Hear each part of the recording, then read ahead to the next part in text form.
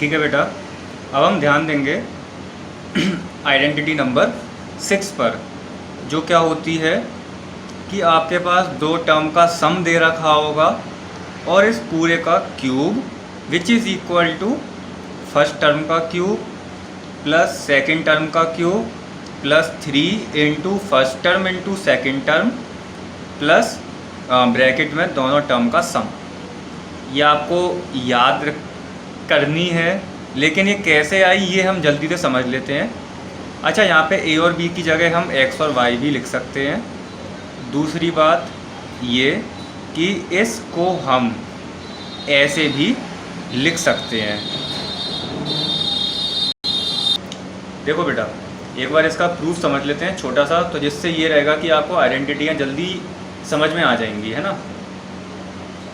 जैसे एक बात बताओ, अगर मैं सिर्फ इस LHS को ले रहा हूँ, लेफ्ट हैंड साइड को ले रहा हूँ, तो मैं इसको क्या लिख सकता हूँ? तो आंसर है मैं इसको ऐसे लिख सकता हूँ। बिल्कुल लिख सकते हैं सर। क्यों? क्योंकि एक बात बताओ, 3 के क्यूब को हम कैसे एक्सपेंड कर सकते हैं? तो आंसर है 3 इंटू 3 इंटू 3। यहाँ तक कोई प्रॉब्लम नहीं है। अब बस हमें करना क्या है, हमें इन तीनों का मल्टीप्लिकेशन करना है। अब कैसे होगा? पहले शुरू के 2 का कर लो, फिर उसका जो प्रोडक्ट आएगा उससे हम इसका कर लेते हैं। अच्छा, एक बात तो क्लियर है बेटा, इसका और इसका अगर मैं मल्टीप्लाई करूँगा तो ये तो हम पढ़ के आ चुके हैं आइडेंटिटी नंबर 1 में। तो आंसर है x² plus 2xy plus y²। अब इसके प्रोडक्ट का मल्टीप्लाई मैं इसके साथ करूँगा, कोई दिक्कत नहीं है यहाँ तक।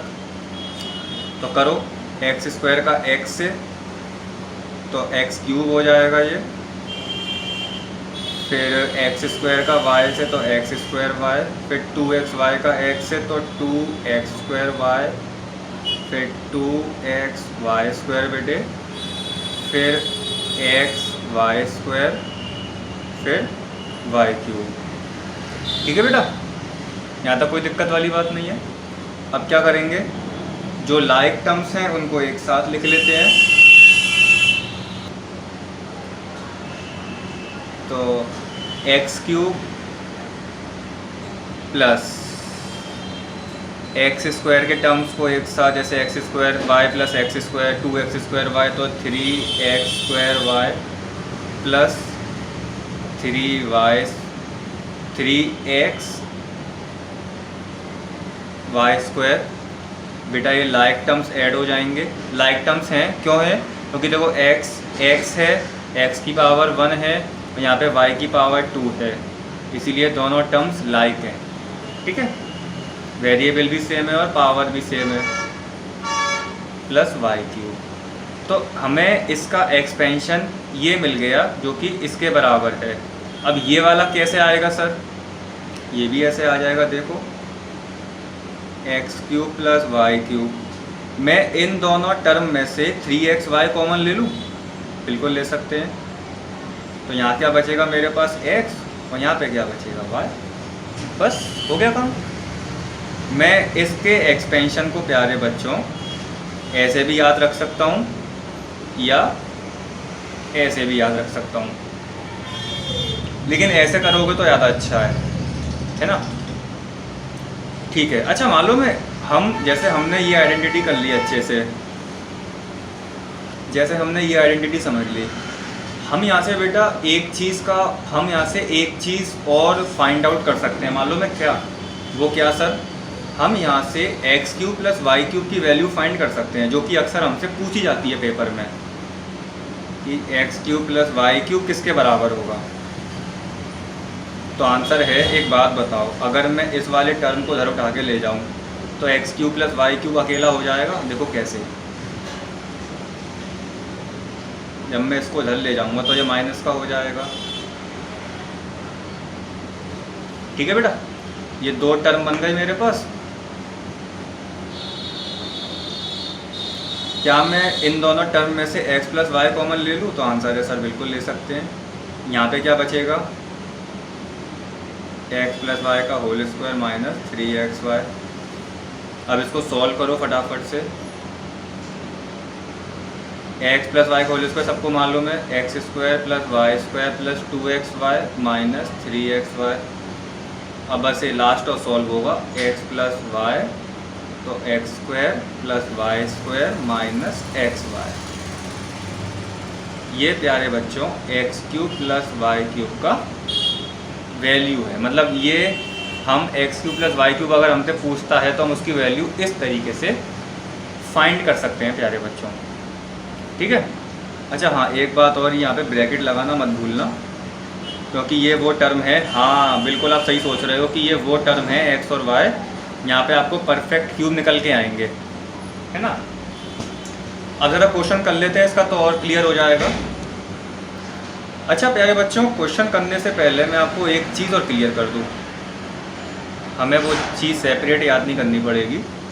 जैसे हमने अभी पढ़ा है एक्स प्लस वाई का होल क्यूब जो है वो किसके बराबर होता है, x cube plus 3x square y plus 3x y square plus y cube के। यहाँ पे तो दोनों टर्म पॉजिटिव थे, अगर मान लो ये यहाँ पे एक टर्म नेगेटिव आ जाए तो, या फिर कोई और एक भी टर्म नेगेटिव आ जाए, जैसे मान लो ये आ गया, अब क्या होगा सर, इसके लिए कोई नई आइडेंटिटी है? तो आंसर है नो। हमें करना क्या है मालूम है, देखो क्या मैं इसको ऐसे लिख सकता हूँ,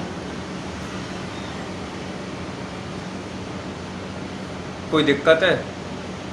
सर समझ में नहीं आया, आपने कैसे बताया, फिर से समझाओ। देखो जैसे अगर हमें 2 - 3 दे रखा है तो क्या मैं इस 2 - 3 को ऐसे लिख सकता हूँ? क्योंकि जब आप ब्रैकेट ओपन करोगे इसका तो आपको 2 - 3 मिलने वाला है, कोई दिक्कत वाली बात? बस छुट्टी। अब क्या बचा है, अब आपको ये पता चल गया है कि यहाँ से x तो पॉजिटिव है, x की जगह तो हम x ही रखेंगे, और जहाँ जहाँ पे y हमें दिख रहा है, जहाँ जहाँ पे y हमें दिख रहा है वहाँ पे हम माइनस वाई को रिप्लेस कर देंगे। क्या करेंगे? माइनस वाई को रिप्लेस कर देंगे, बस छुट्टी। हमें इतना ही करना है। अब हम जब क्वेश्चन करेंगे हमें सब क्लियर हो जाएगा, पानी की तरह, बिल्कुल बिल्कुल पानी की तरह क्लियर होगा, बिस्लेरी मिनरल वाटर की तरह, है ना। तो हम एनसीईआरटी के 2 क्वेश्चन समझेंगे बेटा, एनसीईआरटी के 2 क्वेश्चन समझेंगे फर्स्ट। और देखो ये दोनों क्वेश्चन आप खुद ही करना, मैं ये दोनों क्वेश्चन आपको समझाऊंगा, ठीक है। तो अकॉर्डिंग टू क्वेश्चन प्यारे बच्चे मुझे इसको एक्सपेंड करना है, ठीक है। अब मुझे ये पता चल गया है कि ये x प्लस वाई का होल क्यूब फॉर्म बन रही है, पर लेकिन यहाँ पे वेरिएबल x पहले से है, तो मैं काम कर सकता हूँ, मैं यहाँ पे a प्लस बी का होल क्यूब ले लूँ। बात एक ही है, x की जगह a और y की जगह b। तो a की वैल्यू क्या होगी यहाँ से 2x प्लस के हैं दोनों, और b की वैल्यू क्या होगी 1। तो ये बात हम अच्छे से जानते हैं कि a प्लस बी का होल क्यूब किसके बराबर होता है, a cube plus 3 a square b plus 3 a b square plus b का क्यूब, ठीक है। करना क्या है सर, सारी वैल्यू उठा के इसमें रखनी है, बस हो गया एक्सपेंड। a की जगह क्या है 2x, 3 2x का स्क्वायर, b की जगह 1, चलने दो, बिल्कुल चलने दो पानी की तरह, 1 का स्क्वायर 1 का क्यूब। अच्छा बच्चों एक बार बताओ, 1 का क्यूब क्या होता है? सर 1 ही होता है। 2x का होल क्यूब क्या होगा? तो आंसर है 2 to the 4 to the 8, 8x cube, सबको मालूम है, ठीक है। ऐसे लिखेंगे हम 2x के क्यूब को, 2x into 2x into 2x, तो 2 to the 4 to the 8 और x into x into x, x cube. इस तरीके से मल्टीप्लाई करते हैं बेटा, ठीक है। प्लस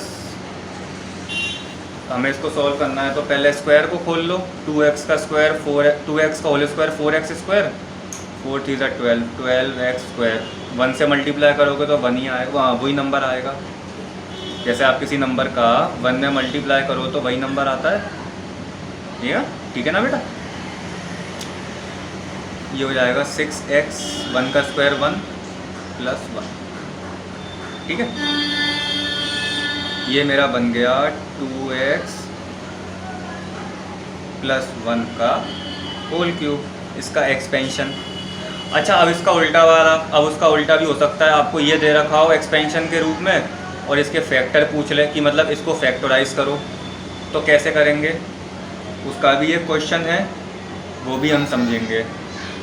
वो भी बिल्कुल उसी तरीके से होगा, अगर जिसने प्रीवियस वीडियो मेरा देखा है वो भी अच्छे से, तो ये क्वेश्चन आराम से सॉल्व कर सकते हैं। मतलब अगर ये दे रखा है तो हम इसका एक्सपेंशन, हम इसको फैक्टराइज कर सकते हैं इस फॉर्म में, जिसने मेरा प्रीवियस वीडियो अच्छे से देख लिया और समझ लिया है। ठीक है बेटा, तो अब इसी में इसका सेकंड क्वेश्चन करते हैं बेटा। सेकंड क्वेश्चन दे रखा है 2a माइनस 3b का होल क्यूब, इसको मुझे एक्सपेंड करना है। अब यहाँ पे माइनस दे रखा है, ये टर्म हमारा नेगेटिव है। अब क्या करें सर, इसको ऐसे लिख सकते हैं, इस पूरे का क्यूब। कोई दिक्कत है? कोई दिक्कत नहीं है सर, बिल्कुल समझ में आ गया। अब ये मेरी कैपिटल ए की वैल्यू हो गई 2a और ये मेरी कैपिटल बी की वैल्यू हो गई क्या, माइनस का 3b। सब कुछ क्लियर यहाँ तक? पक्का समझ में आ रहा है सबको? चलो, अब अगर समझ में आ रहा है तो ये छाप देंगे। फिर से बोलो, a प्लस बी का होल क्यूब किसके बराबर?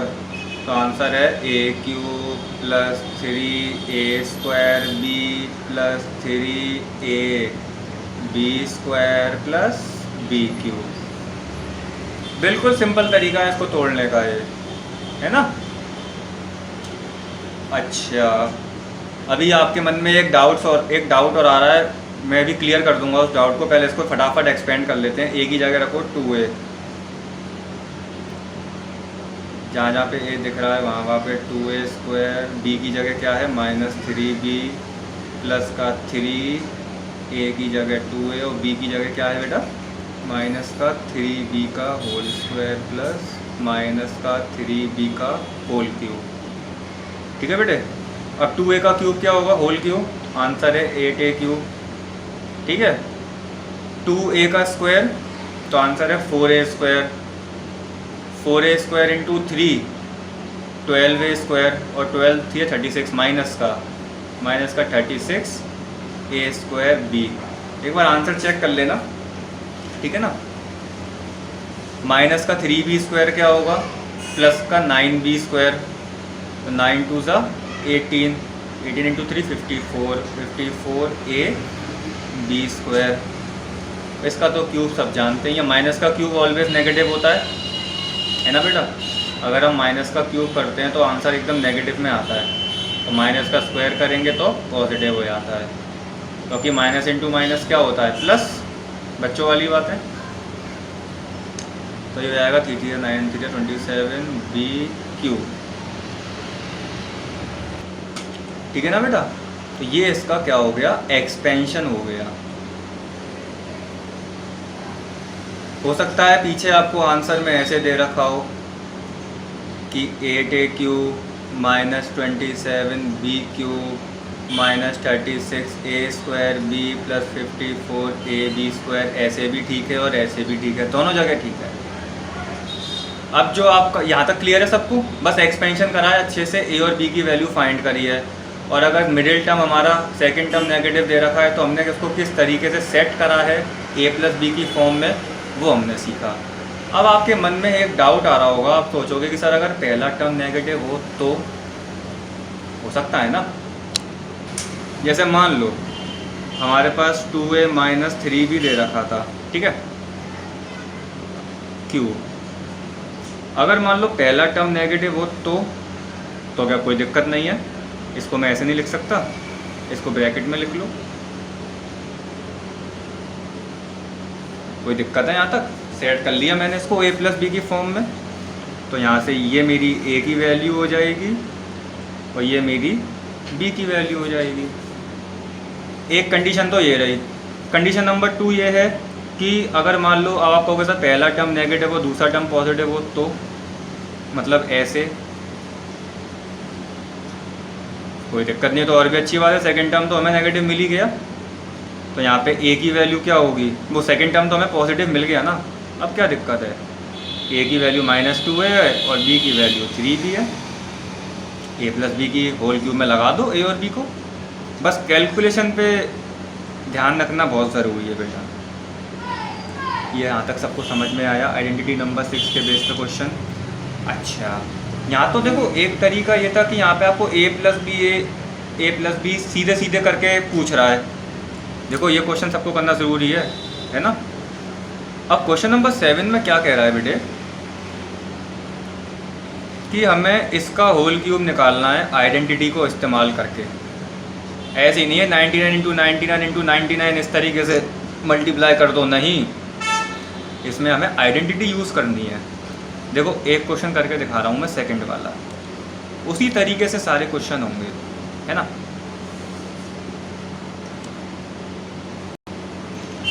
देखो बेटा इस क्वेश्चन में मुझे होल क्यूब निकालना है 102 का, तो अब ये ए प्लस बी फॉर्म में तो है नहीं है। एक बात बताओ, क्या मैं 102 को 100 प्लस 2 लिख सकता हूँ? कोई दिक्कत? सर कोई दिक्कत नहीं है, बिल्कुल लिख सकते हैं। अब आप कहोगे सर हम तो इसको ये भी लिख सकते हैं 104 माइनस 2। देखो ऐसा भी लिख सकते हैं, ऐसे भी लिख सकते हैं। लिखने को तो हम इसको बहुत कुछ लिख सकते हैं, लेकिन हमें आसान से आसान तरीका ये करना है कि हम जब फर्स्ट टर्म जो हम चूज़ करें उसका क्यूब या स्क्वायर करने में हमें इतनी दिक्कत नहीं हो। देखो 100 का ना स्क्वायर करने में हमें दिक्कत होगी ना क्यूब करने में दिक्कत होगी, लेकिन इसका क्यूब और स्क्वायर करने में हमें सालों लग जाएंगी। सालों का मतलब है बहुत समय लग जाएगा, है ना। तो इसीलिए फर्स्ट टर्म बहुत सोच समझ के चूज़ करना होता है। करने को तो 102 को मैं ये भी लिख सकता हूँ 98 प्लस 4, लेकिन स्क्वायर और क्यूब करने में इसका दिक्कत हो जाएगा ना। ठीक है, ये ट्रिक समझ में आई, टेक्निक समझ में आई, ट्रिक कह लो या टेक्निक कह लो। तो मैं इसको 100 प्लस 2 का होल क्यूब लिख सकता हूँ। ये ए प्लस बी का होल क्यूब बन गई। फटाफट बताओ ए की वैल्यू क्या है? 100 सर, और बी की वैल्यू क्या है? 2। दोनों पॉजिटिव है, कोई दिक्कत वाली बात नहीं है। अब क्या सर आपने सिखाया है ए प्लस बी का होल क्यूब जो होता है वो होता है ए क्यूब प्लस बी क्यूब। अब देखो मैं कौन सी फॉर्म लिख रहा हूँ, प्लस 3ab ए प्लस बी। अगर मैंने ये वाली फॉर्म लिख दी तो कुछ गलत करा? बिल्कुल नहीं करा, बात एक ही है। मैंने वहाँ से 3ab कॉमन ले लिया, है ना। ए की जगह रखो 100 का क्यूब, बी की जगह 2 आ जाएगा, प्लस 3 इंटू 100 इंटू 2 और ये 100 प्लस 2। अब इसका क्यूब आसानी से हो सकता है बेटा। क्या होता है? 1 2 3 4 6 0 आ जाएंगे। 1 2 3 4 5 6, 2 2 4 2 8। कैलकुलेशन एकदम सही होनी चाहिए बेटा, सटीक कैलकुलेशन। ये 600 और ये 102। कोई दिक्कत? कोई दिक्कत नहीं है सर। ये हो जाएगा 1 0 0 3 4 5 3 4 5 8 और 102 इंटू 6 कितना होगा? 6 2 6 6 1 6 6 1 2 0 0। ठीक है, तो बेटे मेरा फाइनल आंसर क्या होगा? 1061208। इस तरीके से मैं इसको एक्सपेंड कर सकता हूँ, इसका मतलब क्यूब निकाल सकता हूँ। अब आप कहोगे कि सर यहाँ तो ऐड करने का सिस्टम था, जैसे फर्स्ट वाला है, हमें फर्स्ट वाले में 99 का क्यूब निकालना है, तो कुछ मत करो, इसको ऐसे लिख लो ना, 100 माइनस 1 का क्यूब। कोई दिक्कत है क्या? अब आप कहोगे हम तो सर इसको ऐसे भी लिख सकते हैं। लिख लो, हमारे को क्या यार भाई, समय आप ही का ख़राब होगा स्क्वायर और क्यूब करने में। है ना, तो इसीलिए ये फॉर्म सही नहीं रहती है। समय बचाने के लिए ये वाला सिस्टम सही रहता है, पहला टर्म हमें 100 मिल जाए। तो ये इसको, अच्छा अब जैसे मुझे पता चल गया कि इसको मैं ऐसे ब्रेक कर सकता हूँ, तो इसको मैं ऐसे भी तो लिख सकता हूँ। यस बिल्कुल, ये -1 है, ये ए प्लस बी का होल क्यूब हो गया। देखो ए यहाँ पे क्या हो गया? 100, और बी की वैल्यू क्या हो गई? सब बताओ फटाफट से। यस -1। कुछ नहीं, ए प्लस बी के होल क्यूब में रख दो, आंसर आ जाएगा। ठीक है प्यारे बच्चों, इसी तरीके से ये सारे क्वेश्चंस होंगे। अब ये क्वेश्चन नंबर 8 जो है वेरी इंपॉर्टेंट वाला क्वेश्चन है, वेरी इंपॉर्टेंट वाला क्वेश्चन।